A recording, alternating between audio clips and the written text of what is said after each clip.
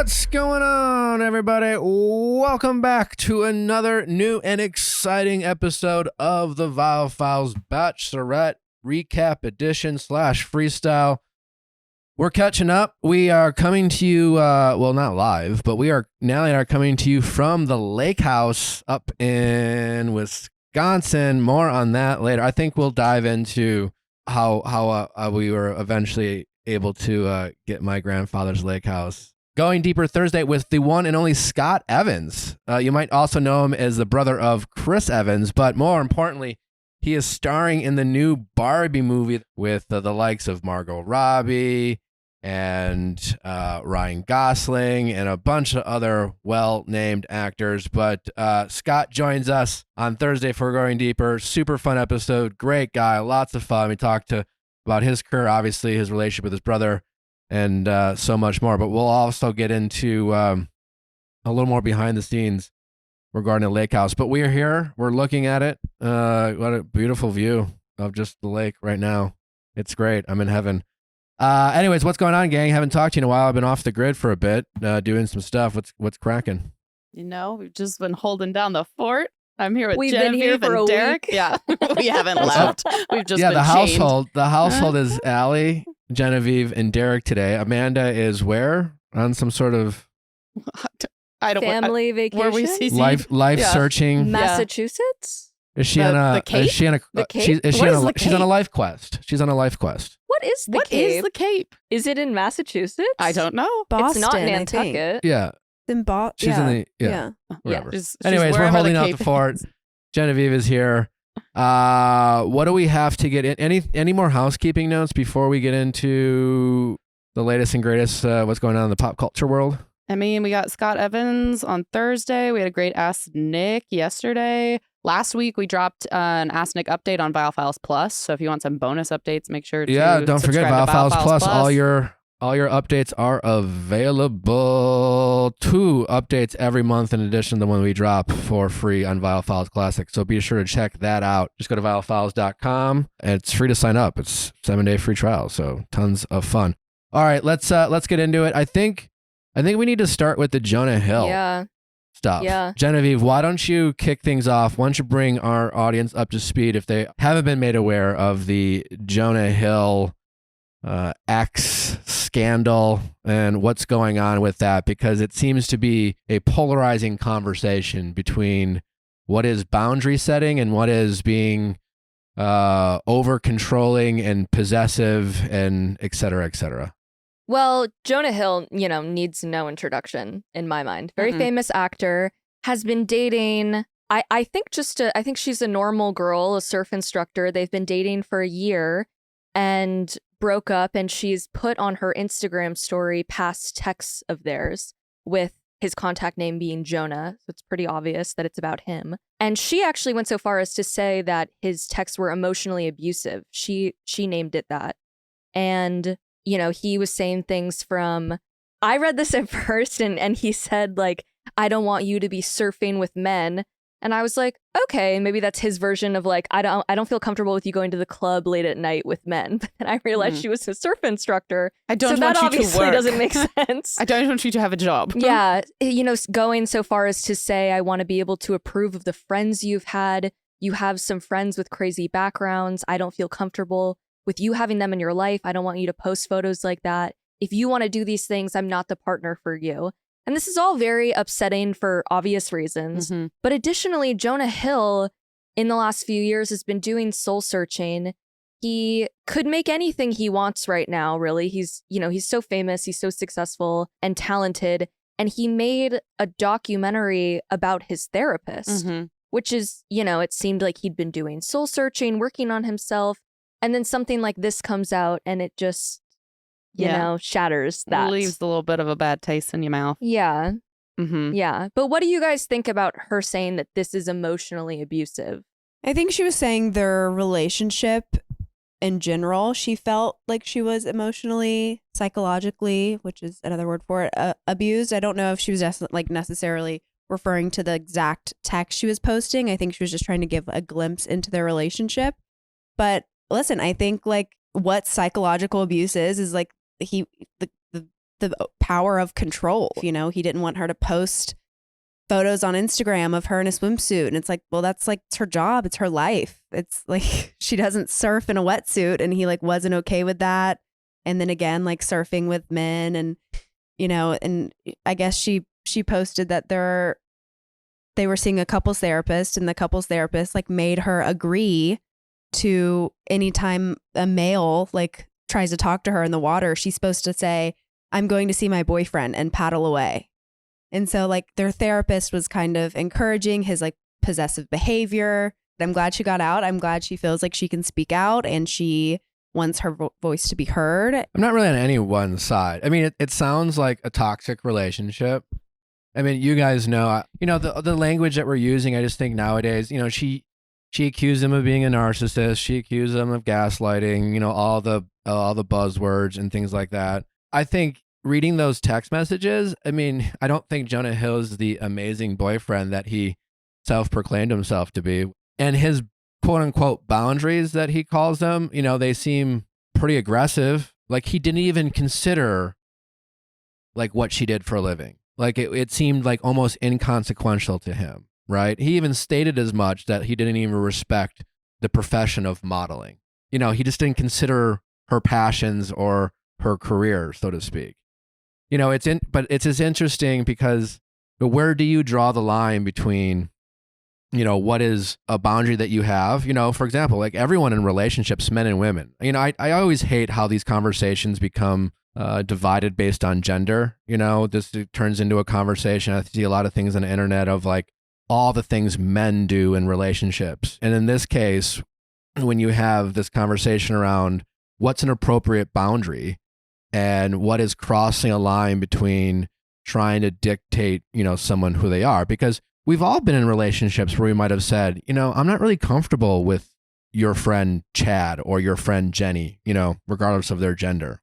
Who we hang out with is a reflection of who we are. And we can hang out with people who are bad influences. And does your partner have a right to say, hey, I'm not comfortable with hanging out with so-and-so? And then where do you draw that line between it being, you know, one or two people or completely trying to reset their friend group? But he wasn't trying to stop her from hanging out with them. He said, if it goes beyond coffee, lunch. Oh, no, he seemed or something aggressive. Respectful. Yeah. No, lunch or coffee or something respectful. His boundaries seemed whack. The fact that she was a professional surfer / model, and the fact that he seemed to not want her to do any of that, essentially give that all up if he wanted to be with her.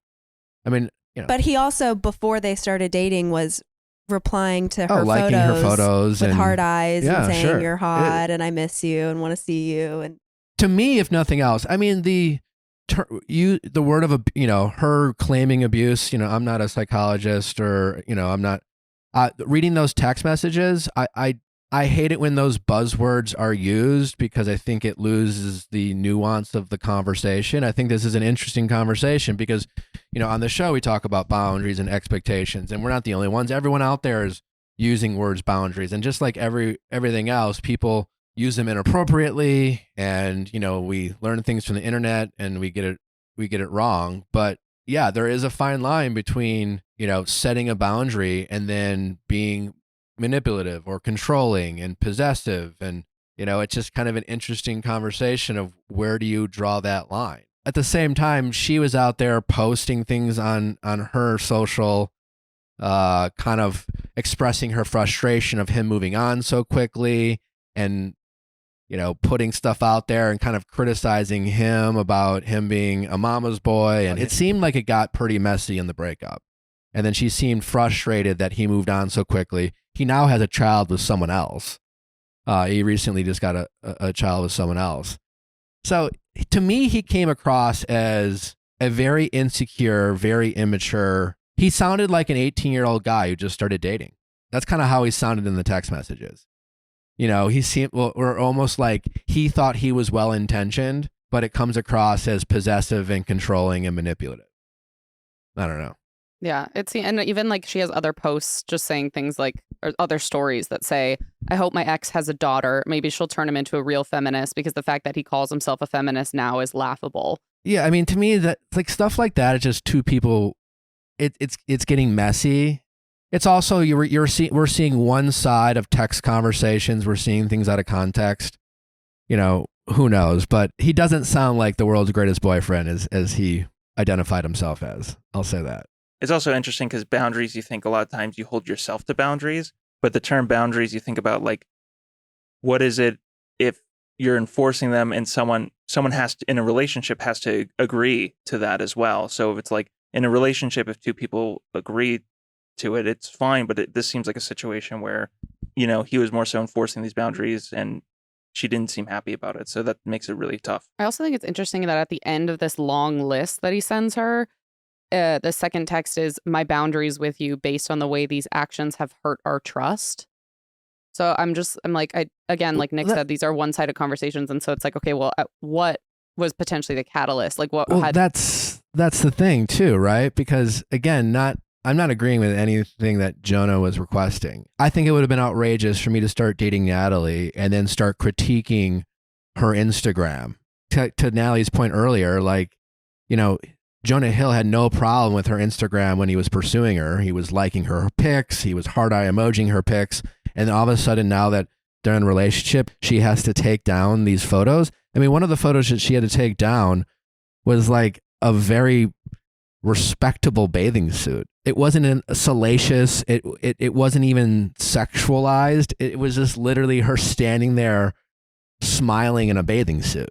And apparently that was too much for Jonah Hill. So that part seems outrageous in his ask. But to your point, Allie, it's just like what we don't know is maybe Jonah Hill's been cheated on. Just because you've been cheated on doesn't give you the right to be possessive and jealous. But it maybe explains why, you know, he had such rigid boundaries. And like, you know, people who have been scarred in the past or have past trauma can go into the next relationship thinking, oh, I have to have, you know, I didn't stand up for myself. I didn't speak up for myself. I have to have these boundaries. And they kind of have these, what they think are healthy boundaries. But I mean, it's a leap too far, you know? And you're right. You know, maybe he felt like she was being very flirtatious in the past or things like that. And so that was his attempt at trying to set some reasonable boundaries. But it sounds like these boundaries weren't discussed when they entered the relationship. It sounds like he decided once they had been in it to... But, you know, maybe something happened. You know, that's the stuff we don't know.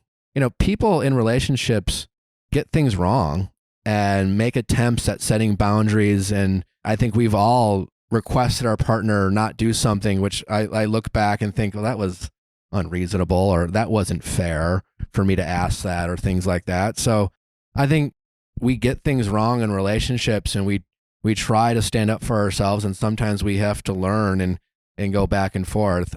You know, to me, this sounds more like just a toxic, unhealthy relationship where they were both guilty of pushing each other's buttons, and it seems like they weren't very compatible, and they were toxic in the relationship and toxic in their breakup, and I don't know. I find it to be an interesting conversation just based off of what seems to be very polarizing versus like a lot of people saying, oh, these are just boundaries, you know, she has the right to leave, versus, well, it's a bit manipulative and, you know, he's asking her to, you know, not do things that would allow her to, you know, do her profession or the things that she loves. So I don't know, kind of an interesting conversation. It was obviously a toxic relationship. I'm glad they're out of it, and I hope they're both getting healing and getting the help that they need.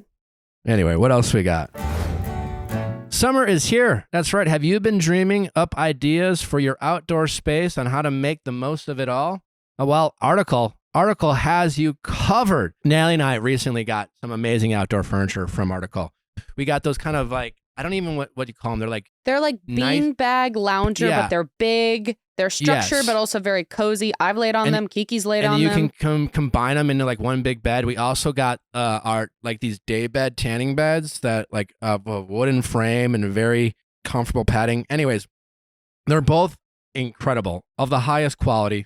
Everything I've gotten from Article, people have always raved about in terms of the quality, the style, and they're always shocked when I tell them how much I paid for it. That's because Article cuts out the middleman. They don't have any showrooms or things like that. They just direct all that savings to you. The buying process at Article is super easy. You just go to article.com. They have such a user-friendly website, a great selection. All shipments over $99, you get free shipping across the U.S. and Canada. And if you don't like it, they make the whole return and exchange process super easy, super painless.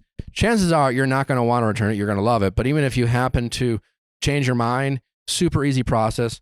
Article has everything under the sun, from outdoor furniture to indoor furniture, your kitchen set, dining room, bedroom, whatever you need furniture-wise, Article has it all. But most importantly, upgrade your outdoor furniture today with Article. Article is offering our listeners $50 off your first purchase of $100 or more. To claim, visit article.com/VIALL, and the discount will be automatically applied at checkout. That's article.com/VIALL for $50 off your first purchase of $100 or more. I was speaking to my sister the other day about what an awful cycle it can be when you have a blemish on your face and then you want to cover it. So then you put heavy makeup on that clogs your pores, and it makes it even worse. Then you have to put on more makeup. You can't get out of that cycle. And it feels like you have to choose between your skin, taking care of your skin, or wearing makeup. At least that's what I thought until I discovered Kosas, because all of their products are incredible makeup products that actually make your skin look so much better.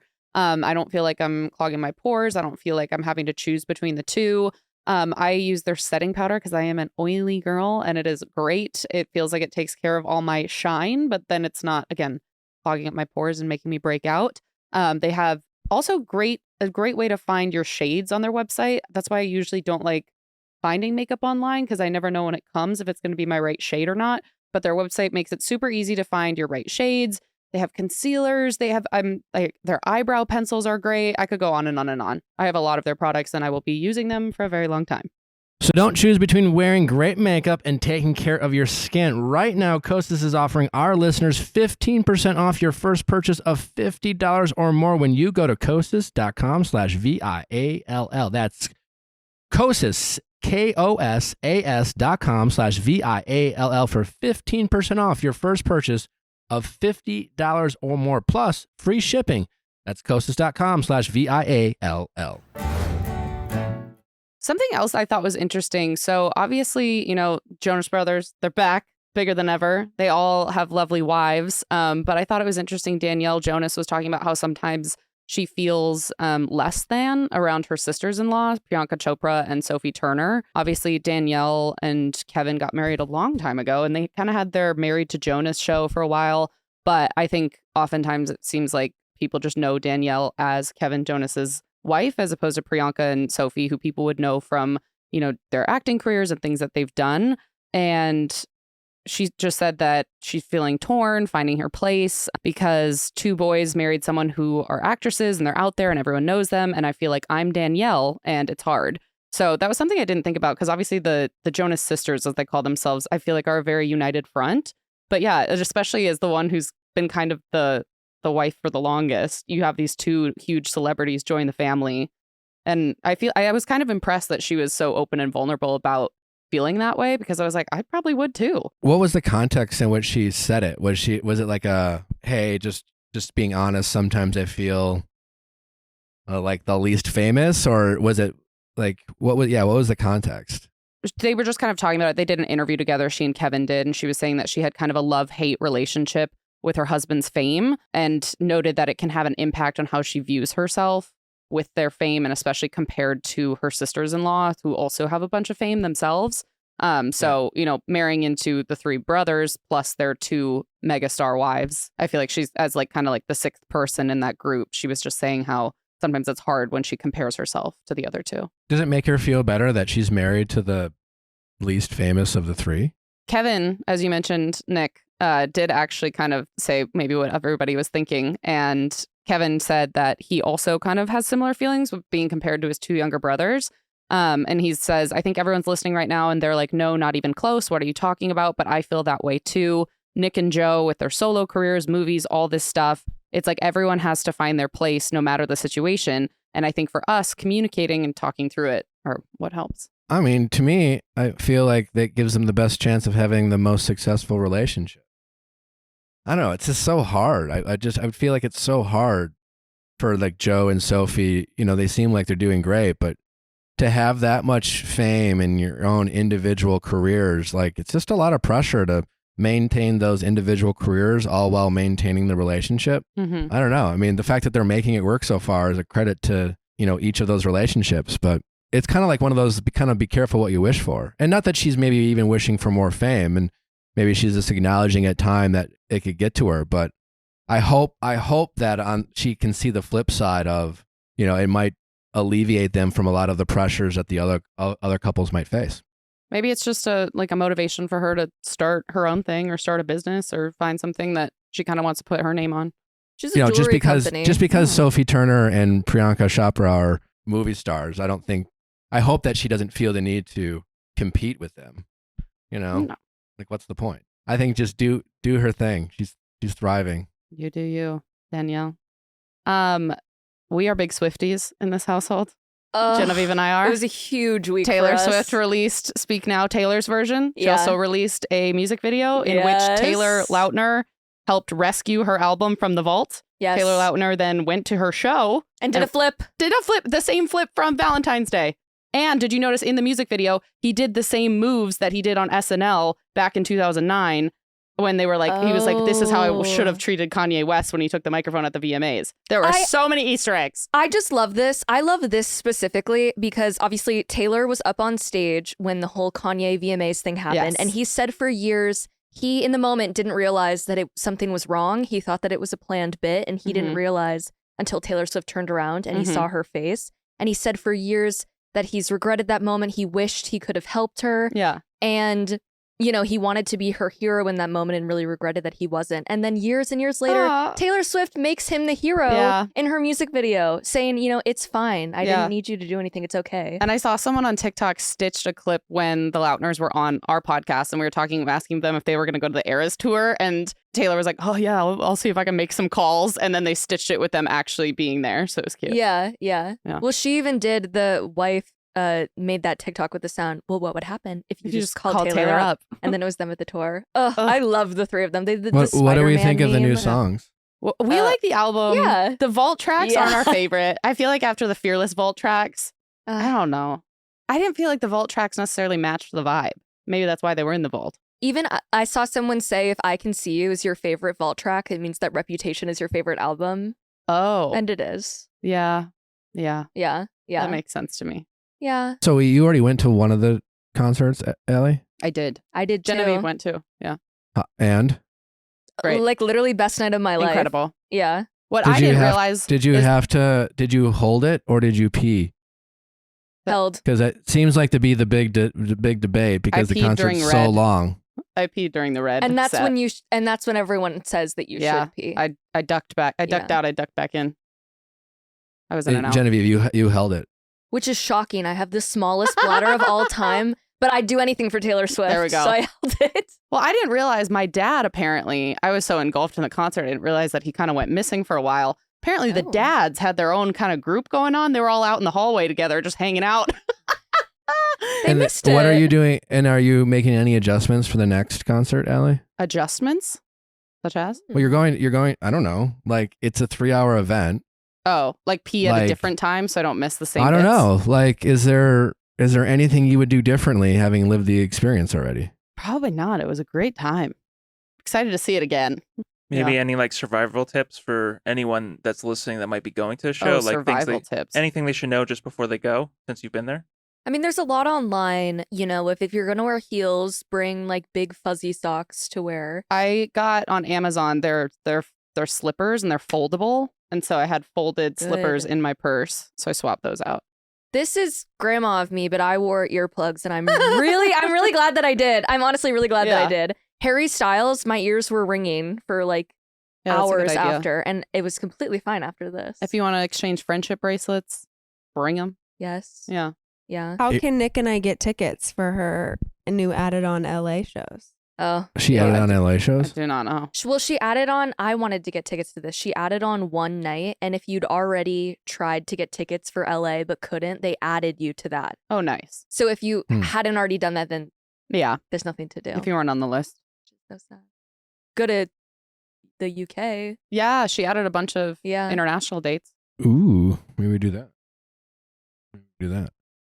Before we get into episode 3, since I've been kind of not paying attention off the grid, what is the audience's reaction been to the first 2 episodes? What are their reactions been to Charity? Do they hate Brayden as much as I do? Do they hate Brayden, or do they think Charity has that kind of little tint of toxicity that we've been talking about? Do they agree that she's a little messy in the best possible way? What has been Bachelor Nation's reaction? I don't think people have quite as definitive of opinions as you do, sir.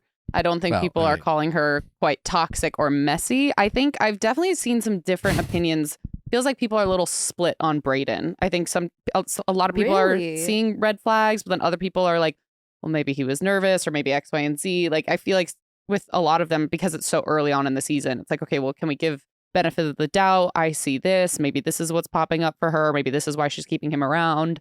So not everyone's like, go home, Brayden. I think a lot of people are, but it doesn't feel like everybody's anti-Brayden. And the people that are anti-Brayden, I think, are still on Charity's side. Like, she's not seeing what we're seeing. Yeah. But she's seen things. They're making excuses for her decisions? I don't know if it's excuses per se, but yeah, maybe like she's trying to see the good in him. Maybe she's trying to actually form her own opinions. But I just think it's really evident that Charity, and again, Charity loves a good face. She is a sucker for a good-looking face. Well, good for her, because she has a full roster of good-looking guys. She is like some of the best guys. But she loves a hottie. You could tell she's willing to look the other way if she finds them to be physically attractive in the face. Do you find she loves a pretty boy? Physically attractive? She and I do not have the same type, because when you said that, I was like, Brayden hottie? Brayden. Brayden earring equals hottie? I mean, like, he's got a good-looking face. I mean, he might not be any of your types, but he's objectively like a handsome guy. And the point is, Charity thinks he's beautiful. Clearly. I don't know. He called her classless, so it's like, That's what I'm saying. Like, how could you say that Charity isn't seeing what other people are saying when he was like literally told her that he was judging her? Yeah, he feels like he has this way of kind of, he'll say things.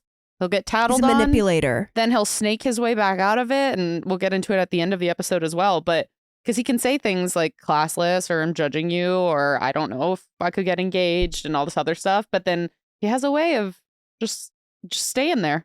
You're not getting rid of him. He's making, like, on episode 3, Aaron made him seem better than he's come across before.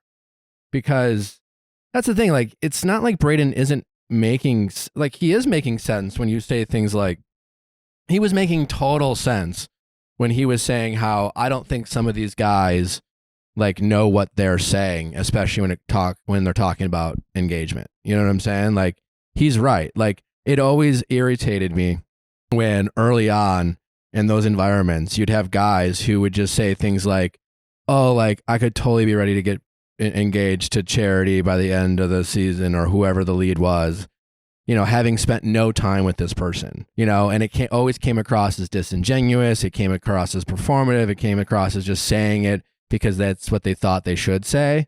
And ironically, you know, those are the people who are made to look good because they buy into the process and things like that. At the same time, I agree with Natalie. He just comes across as a guy who's just very good at being manipulative and saying what he knows the other person wants, what they want to hear. He also is doing this thing with Charity where, you know, whether it's intentional or not, he is kind of giving a masterclass on how to maintain power in a relationship dynamic where the structure of the dynamic is he doesn't have the power. Oh, I think he's definitely doing it on purpose. I don't think Brayden is used to not having power. And I think he had to figure out a way where he could keep that throughout. Yeah, because the whole time, you know, you have Charity is the Bachelorette. She's the only, you know, Bachelorette amongst 14 suitors at this point. And yet Brayden's the only one that has Charity at times, like, worrying about where Brayden is, like what Brayden's thinking, where his head's at, whether he is capable of liking her. You know, Brayden said to the other guys, I'm just concerned about hurting her. Here's this guy who's one of 14, and he has the balls to say to the other guys, well, you're worried about her liking you or giving attention. I'm worried about hurting her, you know? And when he says that to Charity, it's a bit of a mind fuck. You know, whether he means it to be manipulative or not, he is definitely holding power over Charity in an environment where that's very hard to do. So they start off with like, she comes in and can't do this anymore in LA. We're going to Ocean City. Do you think that producers have ever been like, we need to do that again? Like y'all were not excited enough. Oh my God. Every when they're time. like, we're going to Detroit, and everyone's like, yeah. Like, it happens every time, especially in that environment, because usually the first destination when they leave the Bachelor Mansion is like, we went to Connecticut. Yeah. They called it romantic New England, but they were like, we went to Connecticut. We went to the Mohegan Sun Casino in dreary, cloudy, cold, rainy Connecticut. And they were like, we need to redo your... Literally. And they were just like, and we were like, yeah. And they're like, guys, that sucked. Be more excited. And then like every time they run into a hotel room and they're all like screaming and kicking, that's usually their second or third attempt. Because, you know, what they are in reality is walking into a hotel room that looks like kind of like any hotel room they've ever walked into, et cetera, et cetera. So yes, they're almost every one of those. Usually by the end of the season, they've had to do it so many times that 5 or 6 people remaining will be like, all right, guys, let's just do this one time. So let's get real excited and then start like, you know, coaching each other. But no, they did all those multiple times because I'm sure their lack of enthusiasm was apparent when they went to. How many of them even knew what Oceanside, California? That's the thing. I didn't. When Sean goes, you'll never know what will happen in Oceanside. And I said to myself, Sean has never been to Oceanside. I have. Don't worry, That's Sean. A Fed line. It's okay. And it's what, south of San Diego? That's north of San Diego. North of like San a Diego. random place. It's just an hour and a half drive From LA. Yeah. It's just there's a military base there. I one time ran out of gas. The closest gas station was on the military base. So I rolled up and they were like, military ID, please. And I was like, sir, what about So it's kind of like when we went to Santa like Barbara on Andy's season. On Andy's season, we went to Santa Barbara, but we all stayed in the mansion. But it was a week in Santa Barbara. It was kind of, so here they're just staying in a hotel in Oceanside. Yeah. But whatever. I mean, so Brayden got the 101. Brayden gets the 101. He gets the like, use of a day. Not him in the helicopter being like, oh, you see that brown patch over there? That's where I grew up. Like, what? You're in a helicopter. How can you tell that brown patch is like your Was it a field? neighborhood? But it also goes back to the power dynamic. Here we are. Charity's the Bachelorette. She has designed this date. She's the one saying, let's get in this helicopter. You know what I mean? And he's taking it over. He's like, I'm so glad I got to take her on a tour of my hometown. No, you didn't. This is a date. Shut up. Oh. But don't you think I'm a little critical of that? I mean, I agree with Allie. That's so true. I got to take her to see my hometown. I don't know. I mean, yeah, exactly. Of course they're going to give Brayden. Well, it's not like Charity planned to see Brayden's hometown. Yeah, but the producers knew that. The producers knew that he was from San Diego. Maybe. For sure. How would they not? We know he was from San Diego. He says and it then he all literally the is time. like, oh my God, could you imagine if we landed inside of the Petco Park and their producers are like, helicopter, please land inside of the Petco They're Park. halfway down. He's like, could you imagine? That was obviously already planned. So which do we believe? All right, which one do you believe more, right? Because both are just as easily true. There's a good chance they already had like Brayden pegged for this, right? It's just like, oh, we'll take Brayden on this date. It's close to where he's from. He's a Padres fan. I don't think they would cast someone on a date just because they're a Padres fan. I don't think it's that big of a deal. In most seasons, they try to get their villain from either the first impression rose or an early one-on-one date. Brayden got the first impression rose and got a target on his back. And so to me, him getting this date is them doubling down, right? I think they definitely used him being from San Diego, being a Padres fan. Like if they chose Sean, who literally doesn't give a rat's ass about Padres. Which one's Sean? The forehead Kindle, the one who compared himself to Ryan Gosling. Yeah. He's like he would not care that they're landing in Petco Park. You know, he would not give a shit. But the fact that Brayden is from there, it was like this, like it meant so much to him, and he had this connection. He was like, I sat up there in those nosebleeds, like. I've he been here definitely so many sold times. it, but it would have been cool for anyone. I mean, and I think it worked out, but I think it had more to do with trying to piss off the rest of the guys.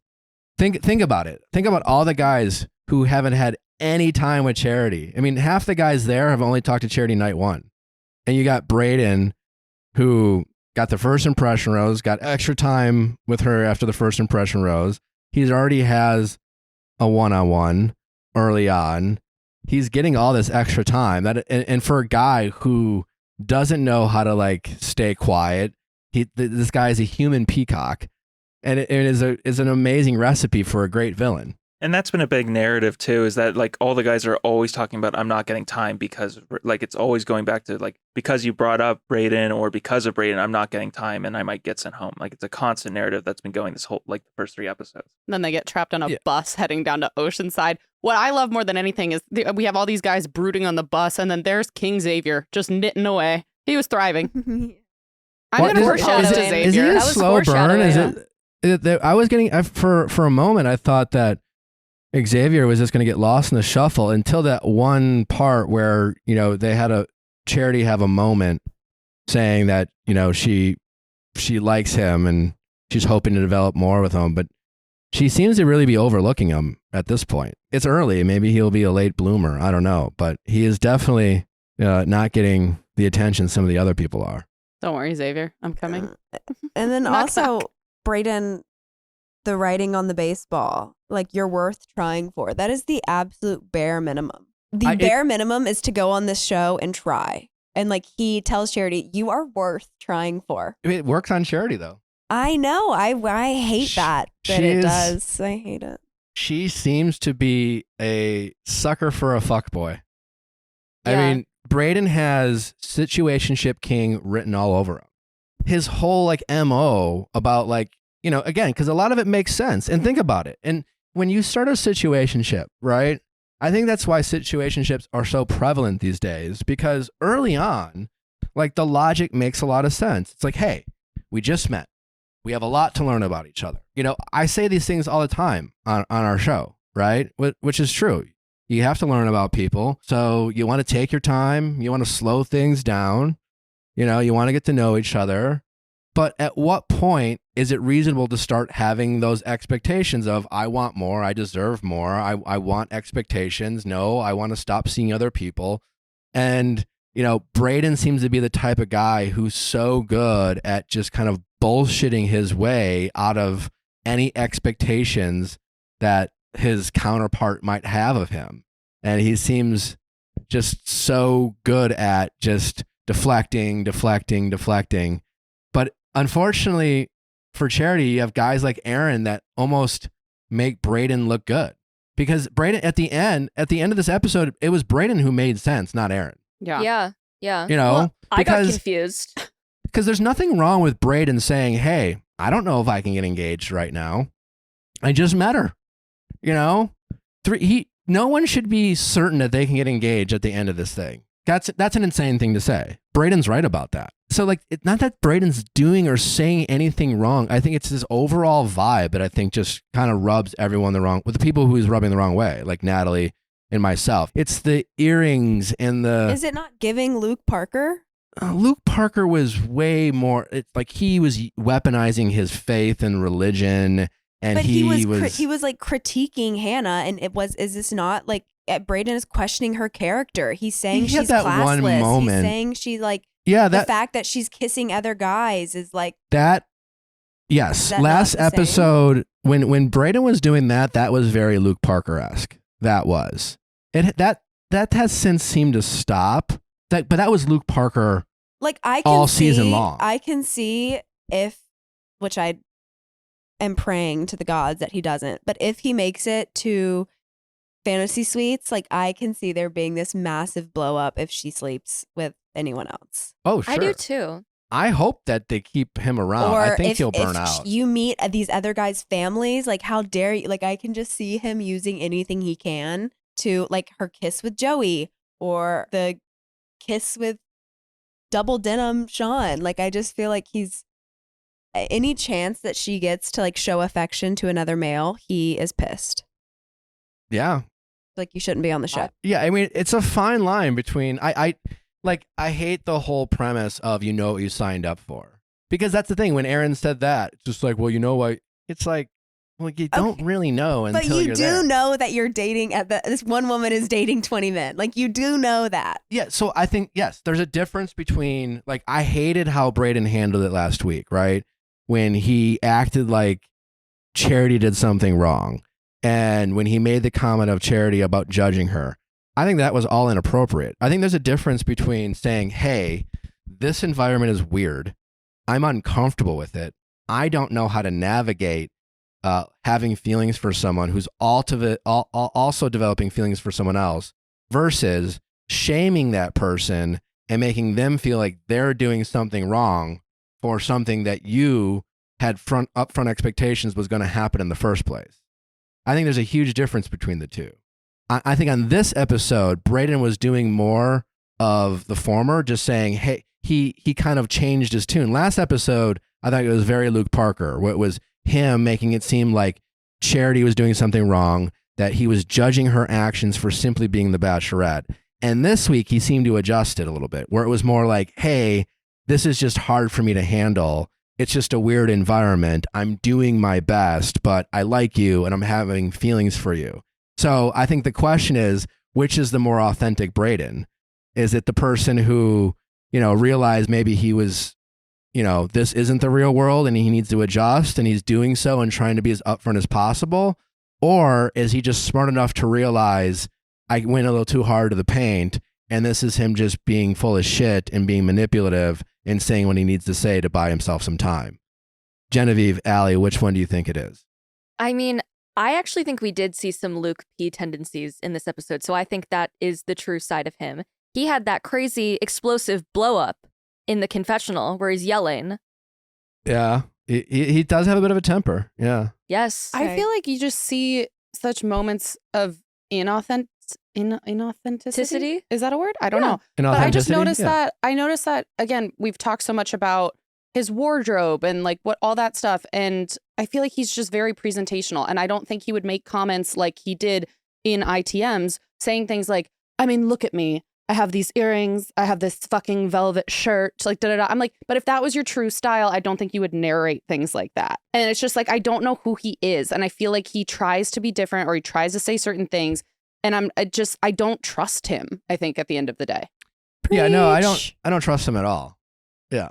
Mic drop, Allie. Have you ever searched your name on a search engine? I have. I do it a lot. And I search a lot of other people's names too. And I'm always shocked to see how much of their personal information is out there. You can find people's legal name, email, home addresses, phone numbers, and more online. And it's not just you, but friends and family as well. It is a scary time. It seems like there's new data breaches in news every day. In 2022 alone, there were over 1,800 data breaches that exposed personal information of over 422 million individuals. It's a lot of people. Even the most tech-advanced companies in social media, telecom, and crypto have been breached because of the vast sensitive data they possess. Well, that's where Aura comes in. Aura is an all-in-one online safety solution that helps protect you and your family from identity theft, financial fraud, and online threats before they happen. With Aura, you can rest easy knowing that someone is looking out for you. The app scans the dark web to look for your email address, password, social security number,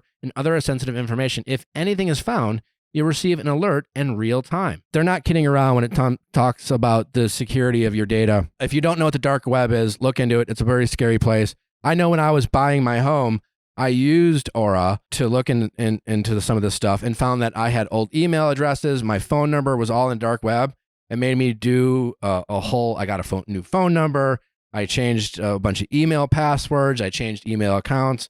It's pretty scary when you realize all the information that you have out there. For a limited time, Aura is offering our listeners a 14-day trial plus a check of your data to see if your personal information has been leaked online. All for free when you visit aura.com/VIALL. That's aura.com/VIALL to sign up for a 14-day free trial. Start protecting you and your loved ones today. That's aura.com/VIALL. Certain terms apply, so be sure to check the site for details. Drizzly is the most convenient way to buy beer, wine, and spirits with delivery to your doorstep right when you want it. That's right, Drizzly, one of the greatest inventions of right next to the wheel and fire. Also, Drizzly can be great for shipping your loved ones for the parties you can't go to, sending them a nice bottle of wine. Make sure your presents are felt even when you are not there. It's a great way of, like, especially for parties you don't want to go to. You know, it's just like, I don't want to go. But you know what? I'm still going to send them a bottle of wine. Maybe it's a late night in and the weather is not cooperating. And instead of going outside in the rain or the cold or the sleet or the hail or whatever it is, or maybe you're just feeling lazy, but you want to crack open a nice bottle of wine. Think of Drizzly the next time you want to refresh your spirits. It's the most convenient way of doing it. It's so easy. It is so wonderful. We use it all the time. We use it for parties that we're throwing. We're using it when we're just being lazy. And the best part about Drizzly, they have such an amazing collection of wine, beer, and spirits.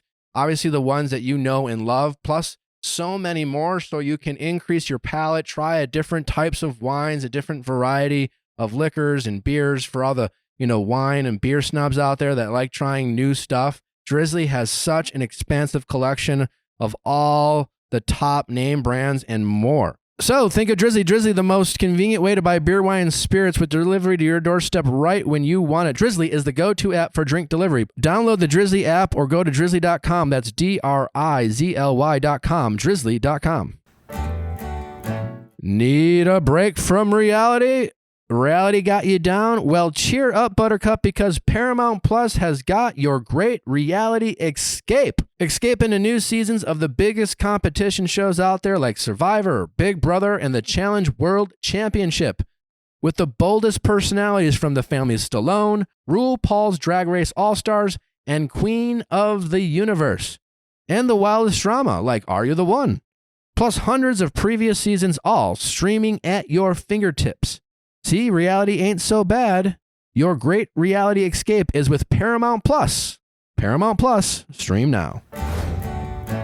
I could be wrong, but when they were going to drive to San Diego and Charity goes to drive the car, it seemed like he was a little confused that she was driving. Women can't drive. A woman in the workforce? Never. Like, I could be overreading it, but Hold he seemed my like... earrings. Yeah, but like he seemed like, no, I want to be the guy that's like driving the car and like being this role. Oh, totally. Yeah. He wants to be in control. How could they develop some sort of bachelor date that like truly questioned, truly tested like a level of misogyny that the men had? Like, how could they curate such a test? For a dollar, name a woman. They would have to do it where they didn't realize they were being tested. They pay the women a lot more money. Yeah, Bachelorette a lot more. They stay home with the kids. That would be kind of fascinating to see which guys make the men make sandwiches. Like who can make the best have sandwich? Them be pregnant and barefoot in the kitchen. I wonder if he would have got out and pumped the gas if. Well, you had a good point about the ice cream scooping with Warwick. That's jumping ahead to Warwick. Yeah, but you had the greatest. That guy? You had the greatest comparison about the gas. Yes. So Charity's scooping her own ice cream, and she's openly saying, "Ow, my wrist! This is really hard." And so I think that we found Charity's pumping her gas is scooping her own ice cream is her pumping her own gas. Yeah. I thought that was a brilliant comparison. And he got sent home. I wasn't sure if I was like supposed to cringe or laugh. The editing and like the little sound effects, I was like, they are really just telling us how we feel right now. It was bad. I think he's just a simple little mimbo. I mean, him falling asleep. I think it was funny. I think Warwick is a mimbo. I think he's just, and I get her being at the cocktail party and seeing, because he's kind of a cutie. Yeah. Seeing him in the corner, not talking to anyone, and her, living in this little fantasy and thinking there's something deeper going on. Yeah, he's there. dark and mysterious. He has a name like Warwick. No one's talking to him. Like, God, he's got like this dark cloud over him. Yeah. Like, and then it's really, he's boring. Tell me more. Charity loves a hot little dum-dum.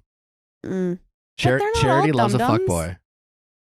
I don't She think loves Joey's a a dum-dum. I don't think Xavier's a dum-dum. But he's an athlete, so if she's Well, Xavier's not getting a lot of time right now. I know. exactly. That's why he has so much time to knit. She is giving her attention so far to guys who jump off the page as fuckboys in real life.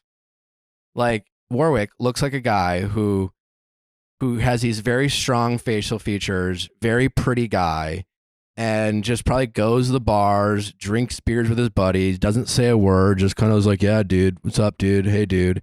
And pretty easily gets dates without putting any effort in, and they're all kind of one-night stands, and he's just kind of this young, dumb little fuckboy.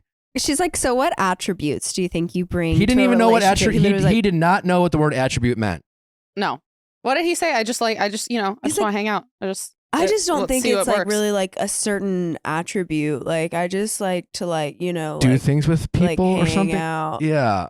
I wish Charity would have been like, so quality time or No. Yeah. He know, didn't. like- He didn't know what the word attribute meant, because then Charity tried to help him out. She was like, "Well, for me, communication. I like I really I'm good at communication, and I really stress, that's an attribute that I really take pride in having." And But could you imagine if he was, I mean, thank God he was like, yeah, no, I can't really. Could you imagine if he was like, no, same. Yeah. Communication is huge for me. he does have, once he learned what the word was, he has the self-awareness, he just did not give a fuck. Yeah, no.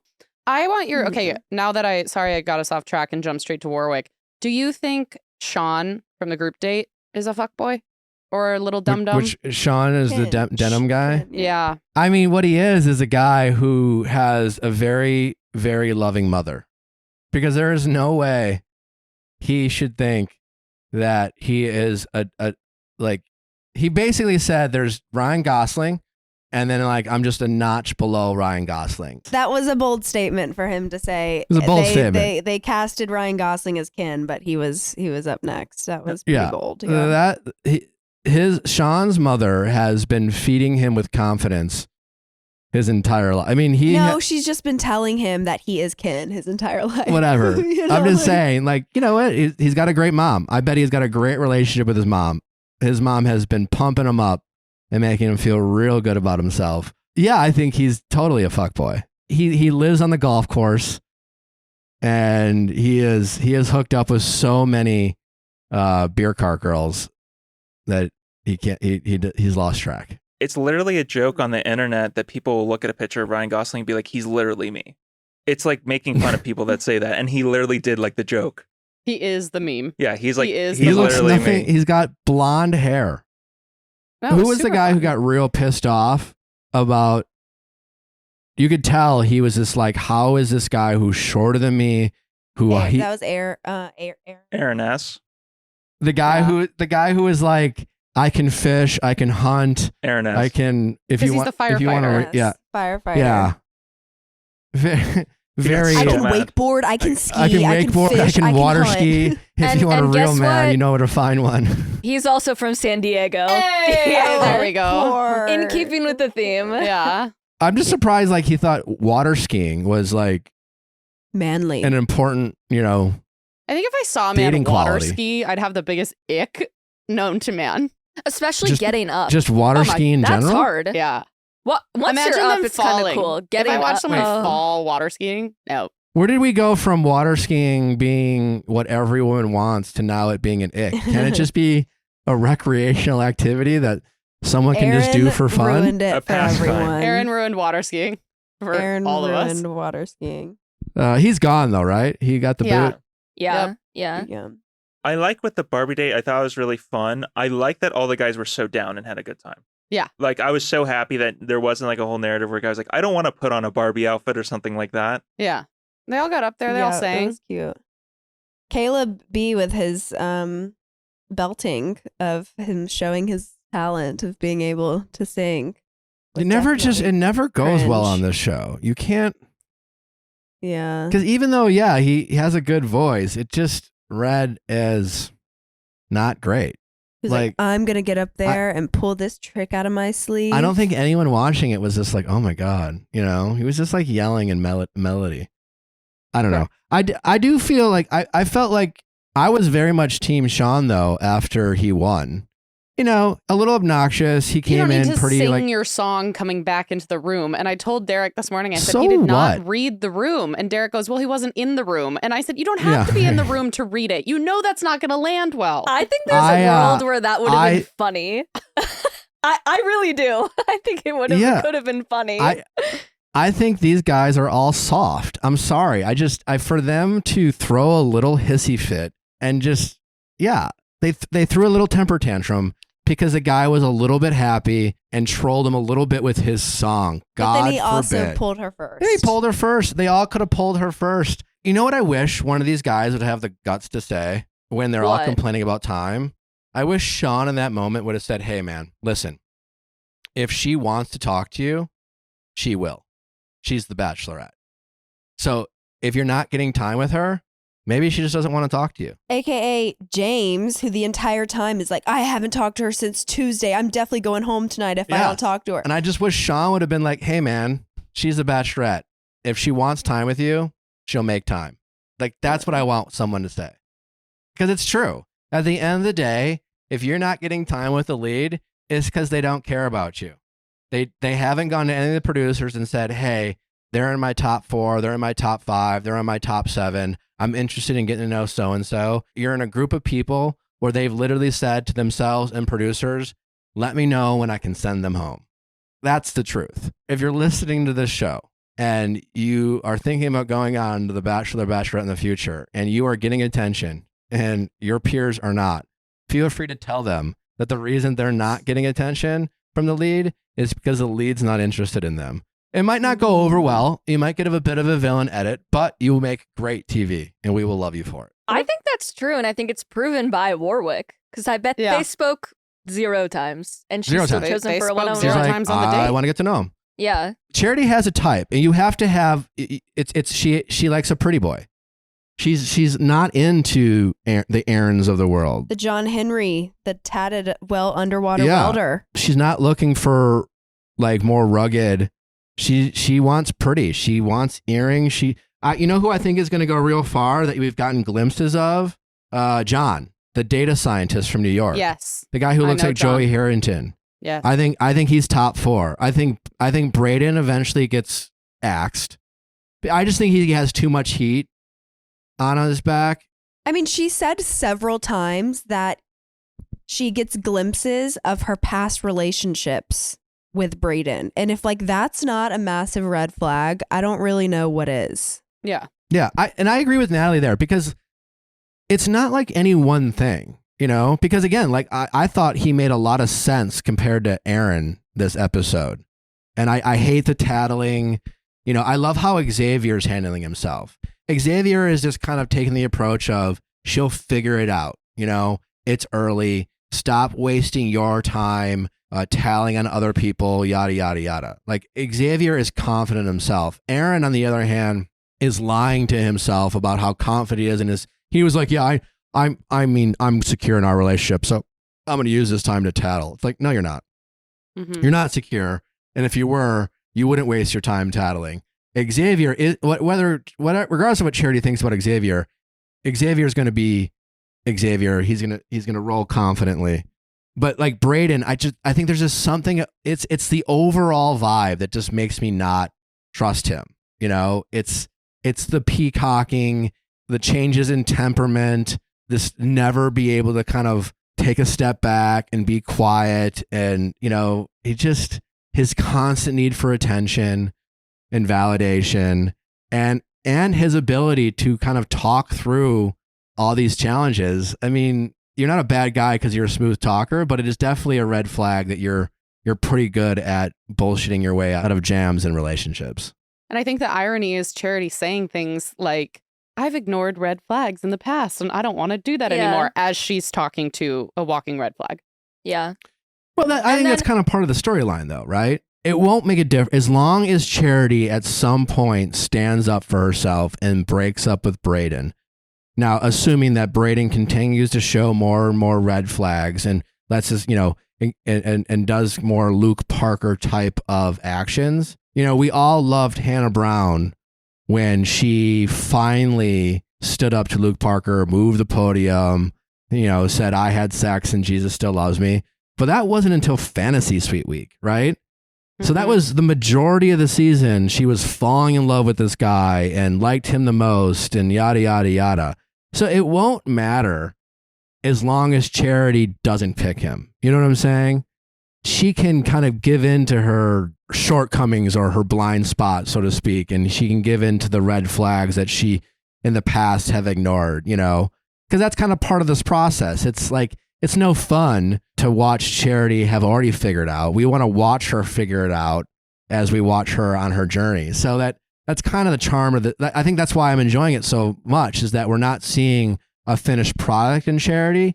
She is allowing us to see the sides of Charity that, were a part of her as more of a young woman. And while she's learned some things, it's kind of a reminder that we can learn about our bad habits and we can kind of overcome stuff, but they're still with us. You know what I'm saying? They'll still pop up. We'll still be tempted, and we'll always have our types and we'll always have our weaknesses. And we just have to get better at identifying them faster rather than waiting till we're like in relationships or waiting till we're engaged. So the big question is will Charity eventually come around on Brayden and identify him as someone who's more closer to people she met in the past rather than the type of person she wants to be with in the future?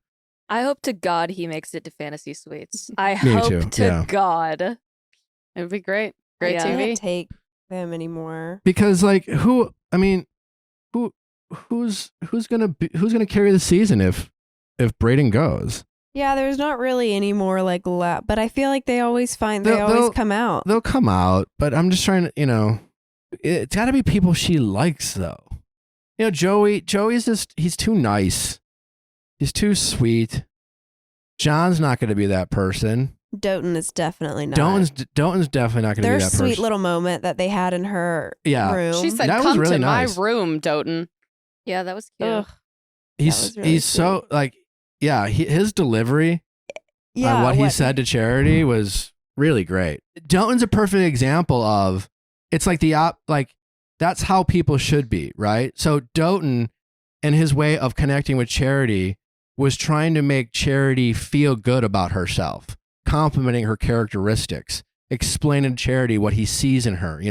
When people say, I literally want someone to see me, here's Doughton very much articulating what he sees in Charity, as opposed to the Brayden, which is the kind of the fuckboy style of making her chase, making her want to get his validation, and Doughton just giving of his validation. Mm-hmm. And the big question is with Charity is, which approach will she pay more attention to? Because the Doughton of the world, that's the healthiest side. When we have people on Ask Nick call in, and I'm always asking questions like, well, what do you like about them? What do you like about how they make you feel? Doughton's the type of guy who, if I ask Charity, how does Doughton make you feel? My guess is she's going to say things like, well, he makes me feel seen. He makes me feel secure. He makes me feel confident. He makes me feel safe. He makes me feel understood. Right? And now if I ask Charity how Brayden made her feel, confused, unsure, I don't know, I just kind of like him. She would talk about the spark, or that anxiety, that trigger that makes her think, oh, why do I need this guy's validation? What is it about Brayden that makes me pine for his attention? But right now she's giving more into Brayden than, at least from a TV time, we're seeing more attention go to Brayden rather than Doughton. Charity finally said this episode the thing that we've been saying for 3 weeks, which is that she is a I can fix him type girl. She said, I'm a caregiver. I'm a carer. Yeah. I want to help him. She's probably looking at Doughton like, you He's don't need to already be good. fixed. Yeah. Yeah. Fine. Yeah. Yeah, that's totally true. And the question is is Doughton pretty enough for her? I think he's a handsome guy, but she lights up when you can tell when she finds someone physically attractive, and you can tell the attention.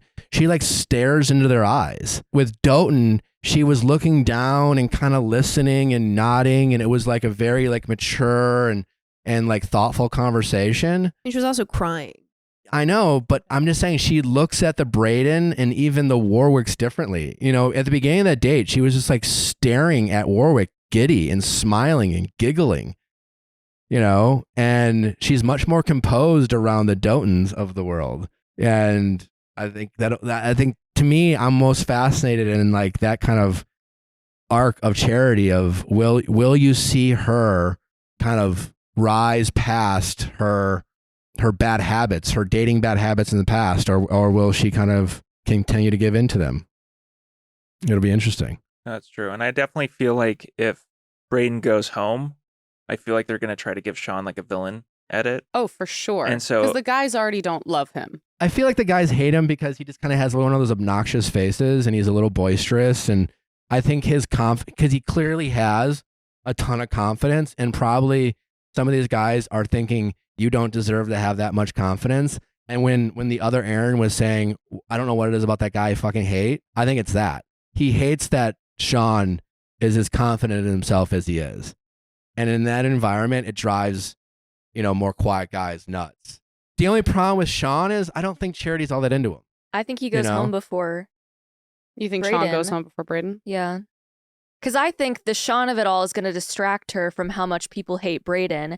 And then she's going to think, oh, people hate Sean. Like, Brayden's not that bad. Like, Sean's doing this, that, and the other how thing. we keep Brayden around. Yeah. But I think Joey and John are too cute, too nice, too good to be true. I think they could surprise us. As villains? I mean, we'll see. Joey, the tennis player from Hawaii, well, is maybe a he has a villain? girlfriend. What? Maybe it's me. I think they're too good to be true. They're perfect. Well, yeah, Or they're slow burn. definitely like, they all have their dark side. I don't know if it's going to come out in The Bachelor. Their dark side. They're all a little No, I Slytherin mean, down like- there. They're just fucking dudes. You know what I'm saying? Like they're quiet guys who I just don't think are going to act up in this environment unless pushed. But in the previews, the upcoming preview, it seems like the Brayden and the Aaron drama continues next week. There was a lot of Aaron and Brayden drama, and I don't think they were, you know, maybe they were they can preview weeks ahead, but I just don't see how they're going to table that drama for next week and then bring it back up. I think something kind of blows over next week. Unfortunately, I think Brayden's going to go home sooner than later. Thank God. I think Charity's going to I think if nothing else, Charity will be like, there's just too much drama around this guy. I can't quite put my finger on what it is, but I think she'll be smart enough to say there's something's off here, and I got too many other guys I'm interested in, and this guy's just all trouble. Yeah, I wouldn't be shocked if Brayden goes home next week. That feels like too Damn. soon. I think we got at least another 2 with him. Another 2 weeks. I think she I could hope I'm send wrong. Aaron home first. I hope I'm wrong. Yeah, no, I can see that happening Yeah, too. yeah. She thinks that the 2 of them are causing the drama, and then she ends up sending home the tattletale, which we've seen happen before. It's just Brayden's going to have to not be involved in drama for at least a minute. I don't think it's possible. Yeah, exactly. I just don't think that's the thing. I just don't think he's going to be able to calm down. But if Charity keeps him around for 2 more weeks and Brayden doesn't slow his roll, that's going to look not great on Charity. But we'll see. But as long as, I mean, it won't really matter technically, you know, as long as she finally figures it out. Yeah, it's like the drama's so in her face right now that it's kind of forcing her to have to make a decision. Yeah, but I don't know. Hannah Brown didn't, and Luke Parker was pretty bad from the get. True. Well, he would go home and then he'd come back. Maybe we'll get a little something like that. Luke? Right? Didn't well, they we had get- the one-on-one. That's when she Yeah. said, Jesus still loves me. She's put him in the van, and then he showed up to the rose ceremony that week, even though she'd sent him home. Right. What do we think of Jesse crying before the rose ceremony? Who is Jesse? Where has he been? I feel like Jesse he's Palmer? He said 4 words this episode. Yeah, when he was going to talk to Charity before, like, and like it cuts back, he's clearly crying, and there's like tears going down his face. Why? Jesse She Palmer was crying too. I swear, literally, his eyes were red, and there was like water around his eyelids. Like my it was God. like ridiculous. He got really emotional. He got Do you emotional. think maybe his had allergies or? Maybe down in Oceanside. Oceanside. But was it an emotional moment? He's pulling up his notes, America. He just loves Charity so much. Yeah, it's Jesse's in love with Jesse. I can't It's when believe Charity you're says she doesn't. It's after the ITM where she says, "I don't know if I can trust Brayden right now," and it cuts back, and it's like in between Jesse's crying and they're talking, and then it's during that whole storyline where she's saying it's reminding me of my old relationship. I doubt Jesse was because Jesse is literally going from like a trailer.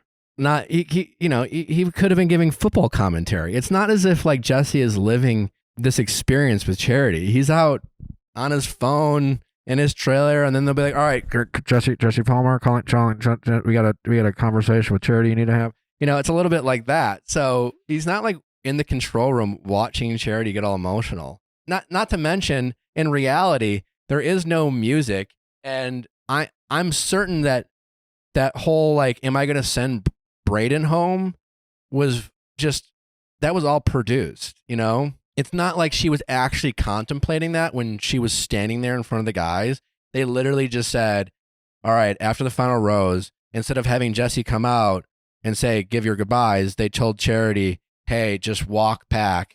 And she just hung out with, the producers. They were probably standing there for 10, 15 minutes, making the guys all nervous, creating some discourse amongst the guys, seeing who would talk and stuff like that. And then she had her conversation with Jesse, and he was just asking, so do you think what's your decision on Brayden? Meanwhile, she's like, what do you mean decision? Like, I already gave him a rose. And then she went back and probably did some ITMs, yada, yada, yada. I mean, it was all nonsense. But that's interesting. You saw a tear coming down his eye. Maybe he just put some Visine in. Maybe he was like smoking a blunt in his trailer, and he had a bunch of red eye, and he just had to quick put some Visine in his eye. I cannot see Jesse smoking a blunt. I don't think it was it, but I don't think he was crying. What's more likely, that Jesse was smoking a blunt in his trailer and had some red eye dripping down his cheek, or that he was sobbing? I don't know. It's just I noticed that he's sobbing. I just noticed it happen, and I was taken aback, and I was surprised, and I was like, you know what? He seemed very emotionally involved in this, and I was very cute surprised. Of you to notice that, Derek. Maybe he just had allergies. Wow. Maybe he had food poisoning. Maybe he smoked. I'm not he's sure. literally throwing up in his mouth. Yeah, I missed that. Yeah. Could be nothing. I don't know. Could be something. Jesse gets a storyline this season. Yeah. Jesse's home life I can see is the rocky. People magazine articles now, and it's just Derek starting all these rumors. Source quoted. Rip off the rose and give it to me. Oh my. Charity seems like she can lose her temper, and I'm hoping for more of it. She is far more emotive than I expected, and I'm happy to see that. Yeah. No, she's I'm giving hoping us a great season. She's giving us some she's, good moments. Yeah, she's very entertaining. I'm very entertained by Charity. I'm really enjoying her, and her all of her decisions, both good and bad. Do we know where they're going next week? I don't know if they said. Probably Portland. They're actually just going to go down to San Diego fully. I heard they didn't leave the United States At all? Ever? until I think the final week. Oh, that's Or sad. like fantasy until sucks. after hometowns. Why You joined the not leave? Bachelor to tour They just Europe. say in Southern I California. could be wrong. I don't know. Maybe, but it could be just a whole like domestic. I don't know. Maybe I heard that wrong. I don't know. Any final thoughts before we wrap it up? Final four predictions. I'm gonna go Joey, John. I'm still gonna say Xavier and Doughton. I think Brayden goes home before hometowns. I like that. I support that. I'm going to say Jesse Palmer. Yeah. Wiping tears away. No, I think Doughton, Joey. I can see Brayden getting a hometown, I think. I'm gonna say Certainly Brayden. possible. I just think Yeah. I think he goes home before. Okay. And maybe, no, she'll get rid of He's Sean. too much and he's too young. Yeah. I mean, that's the thing. If he was like if he was older, and only because I think that's just going to be one more thing that you would think Charity would be like, all right, this guy's only 24. How old's Charity? 27. So he's 3 years younger than Charity. He's got all these like little red flags that she can't put her finger on. And I just think maybe him being younger is just will be another kind of data point for her to just be like, you know what? This isn't my guy. He might be attractive. I might be charmed by him. I have a crush on him, but he's not my guy. So I just think he's going home before hometown. I hope so. I don't know if I hope so. I actually kind of. I don't hope so. He keeps it fresh. No, I hope he sticks around, but I do not. Get him and his earrings out of there. Natalie can't stand him. All right. I think that about does it, right? Well, thank you for listening, y'all. Don't forget, on Thursday's episode of Going Deeper, we have the one and only Scott Evans. That's right. One of the stars in the new Barbie movie. You also might know him as the brother of the world famous Chris Evans. Anyways, we have a great conversation with Scott. Tons of fun. Really great guy. We talk to him about filming the Barbie movie, life as an Evans, a bunch of things on the sun. He's also a big reality TV fan. So it was great to talk to Scott about all of that and more. So be sure to check that out. Again, we have a update special behind Viall Files Plus available to you that dropped last Friday. So if you haven't checked that out yet, be sure to do so. Just go to viallfiles.com. It's free to sign up. You have a 7-day free trial. Check out our Ask Nick episode that dropped on Monday. A fantastic episode you're all going to love. And more on the Lake House on Thursdays Going Deeper as well. Thanks for listening. Bye. Bye.